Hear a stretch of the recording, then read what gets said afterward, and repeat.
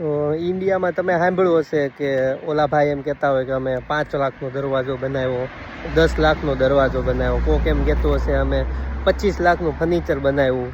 પણ એ બધું લાકડાનું ફર્નિચર તમે જોયું હશે. અહીંયા હું તમને બતાવું કે લોકો કેવા ફર્નિચરમાં માને છે. હવે એ ફર્નિચરની કિંમત તમારે અંદાજ મારવાનો છે કે જો આવું ફર્નિચર તમારે કરવું હોય તો કેટલા રૂપિયાનું રોકાણ કરવું પડે, કેટલો સમય તમારે આની પાછળ ખર્ચવો પડે. તો આવો હું તમને યુકેમાં બતાવું કે લોકો શેને સાચું ફર્નિચર શેને વેલ્ધી માને છે. તો આવો હમણાં તમને રોડની ઓલી સાઈડ લઈ જાઓ, તમે ખાલી જુઓ.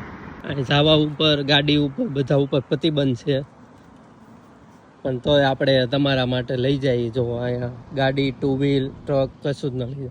આ બહારનું ઇન્ટિરિયર છે અને આ છે ગેટ. તમે જુઓ ખાલી એકવાર વસ્તુ જુઓ અને આપણે હવે ત્યાં નજીક જઈને બતાવીએ.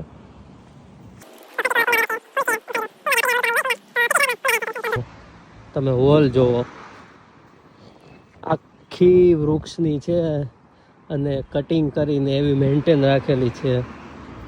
અને અંદર તમે જુઓ ખાલી આ છે દરવાજો અને અહીંથી આવે છે એમનું ઘર. જો અંદર જવાની તો મનાય છે, આપણે બહારથી તમને બતાવીએ. જો તમે ખાલી તો હું કેવું તમારું કે આવું બનાવવા માટે કેટલા રૂપિયા જોઈએ? રૂપિયા તો સાઈડની વસ્તુ છે, કેટલો ટાઈમ જોઈને મેન્ટેન રાખવું પડે. તો કોમેન્ટમાં જરૂર જણાવજો કે આવો ગેટ કરવો હોય તો તમારે કેટલા વર્ષનો સમય આપવો પડે અને કેવો લાગે છે ગેટ.